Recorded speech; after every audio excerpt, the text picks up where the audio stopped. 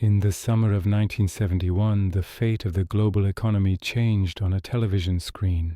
President Richard Nixon addressed the nation, delivering words that would shake the world. "I am temporarily suspending the convertibility of the dollar into gold." Millions of people, perhaps unaware of the significance, witnessed the foundation of the entire financial system tremble at that very moment. The gold standard was over. Now, paper money derived value only from the government's promise. For the first time in history, the world entered a trust-based monetary system.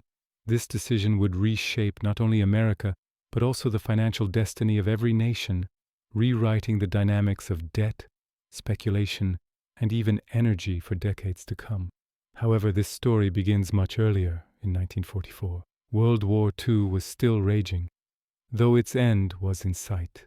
Millions had perished, and the world lay in ruins. Amidst this chaos, representatives from 44 countries gathered in the small town of Bretton Woods, New Hampshire. Their goal was clear: to ensure that a Great Depression-like disaster would never again devastate the globe. Even before the war ended, they were laying the foundation for a new economic order. Two towering figures dominated the discussions: John Maynard Keynes of England and Harry Dexter White of the United States. Keynes proposed an international currency called Bancor, arguing that the world should not rely on a single nation's currency. White, on the other hand, trusted in America's post-war power and pushed for a system centered on the dollar. Ultimately, the United States won. After all, 70% of the world's gold reserves were in U.S. vaults at that time. Under the new system, each country would peg its currency to the dollar, which would be pegged to gold at $35 per ounce. In effect, the dollar became the world's gold, and Washington became the heart of the global financial system. From 1944 to 1971, the world operated under this system. The dollar symbolized trust, and gold guaranteed its value. Everything seemed rational. People, governments, and businesses all relied on the dollar. Yet there was a hidden flaw. Gold is finite, but dollars are unlimited. America could print as many dollars as it wanted while the gold backing remained static. The 1950s brought post-war recovery.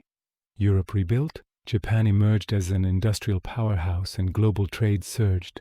However, America's spending also skyrocketed due to the Cold War, the Korean War, the Vietnam War, the space race, the Marshall Plan, and social programs, all of which cost trillions.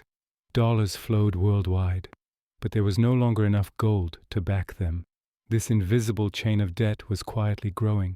When, by the late 1960s, French President Charles de Gaulle recognized the problem and challenged the U.S. "America is buying goods with printed dollars. In return, you give us only paper." Paris demanded gold in exchange for dollars, causing reserves to dwindle and planting the first real dynamite under the system.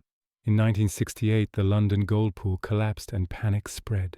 The question on everyone's mind was clear: if everyone wants to convert their dollars into gold, what will America do?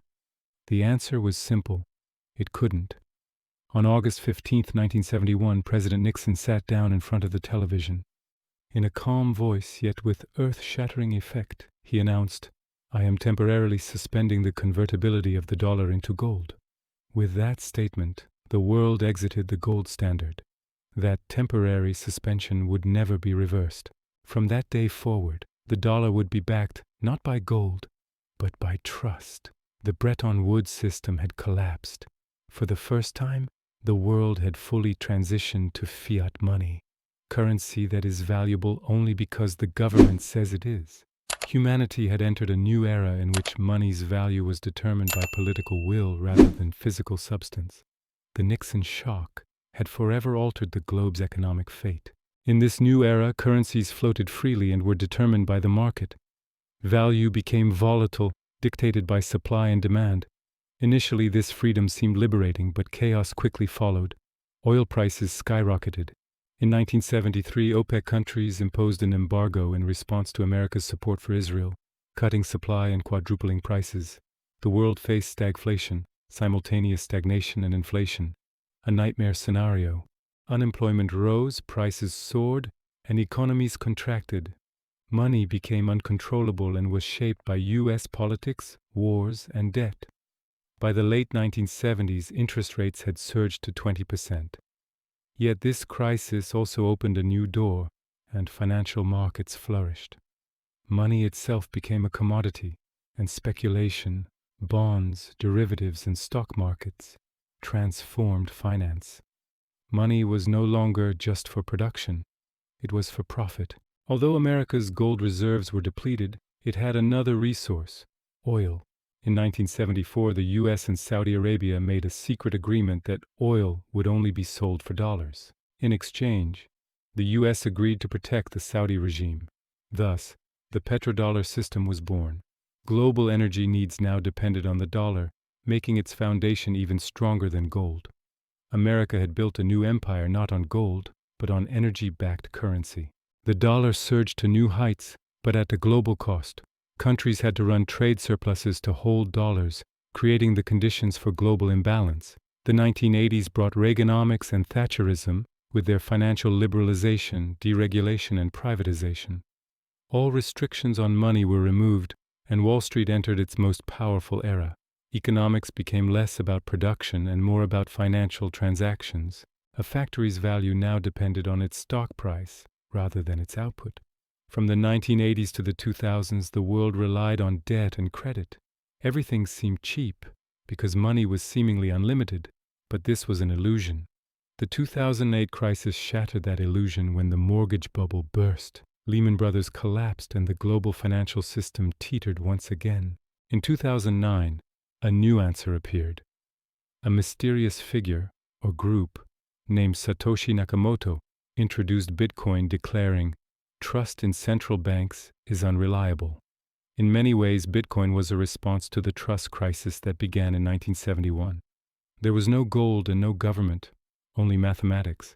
Although blockchain technology decentralized trust, humanity was still searching for the same thing: real value behind money. The money we hold today has evolved from being backed by gold to being backed by government promises to being backed by digital codes, blockchain technology, and collective belief. The collapse of the Bretton Woods system reminds us that money is not inherently valuable. Its worth derives from the trust and faith we place in it. Throughout history, it has always been belief that keeps systems alive, not gold or paper. When trust collapses, everything collapses with it. In 1971, Nixon closed the gold window, turning a page in history.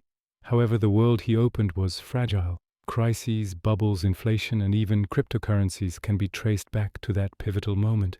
Humanity once believed in gold, then in the dollar.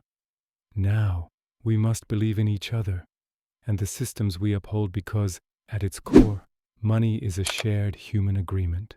When that faith falters, history repeats itself.